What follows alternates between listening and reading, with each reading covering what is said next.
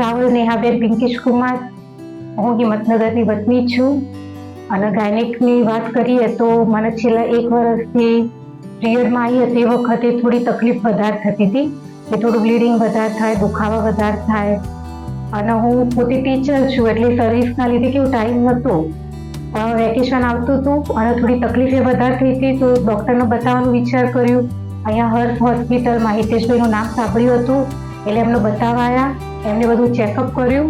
એના પછી એમને સલાહ આપી કે તમારા કોથળીની સાઇઝ વધી રહી છે, ગર્ભાશયની દિવાલો જાડી થઈ રહી છે, તો જો તમે ઓપરેશન કરાવી દો તો તમારા માટે સારું રહેશે.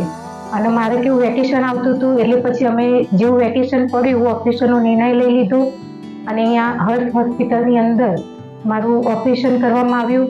ઓપરેશનની અંદર દૂરબીનવાળું જે ઓપરેશન કહેવાય લેપ્રોસ્કોપી, એના ઉપર અમે પસંદગી ઉતારી હતી અને એ ઓપરેશન ખરેખર સારું રહ્યું. એમાં આપણે પેટની નીચે હોલ પાડવામાં આવે નાના નાના અને એના દ્વારા આપણું ઓપરેશન કરવામાં આવે.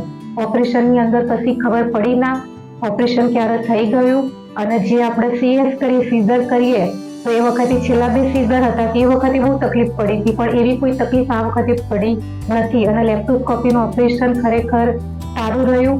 હોસ્પિટલની સર્વિસ પણ એટલી સારી છે, અહીંનો જે સ્ટાફ છે એ પણ સરસ છે કે એ પણ આપણી અવારનવાર ચેકઅપ કરતા રહે છે. પછી જે સફાઈ કર્મચારીઓ છે એમનું પણ કામ સરસ છે. અને ઓપરેશન પછી મને એવું લાગતું નથી કેમ કે મારું કોઈ મોટું ઓપરેશન થયું હોય. અને ખરેખર એનું કામ બહુ સારું છે. હું બીજી મારા જેવી જે સ્ત્રી હોય કે જે 40ની આસપાસની એજની હોય અને જે નોકરી કરતા હોય તો અમુક વાર આપણે શું કરીએ કે ભાઈ ટાઈમમાં આપણે બ્લીડિંગ વધારે થતું હોય, તકલીફો હોય તો આપણે સહન કરીએ.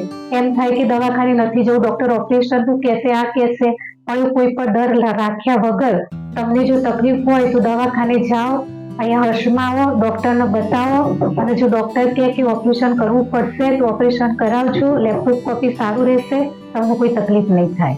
Thank you.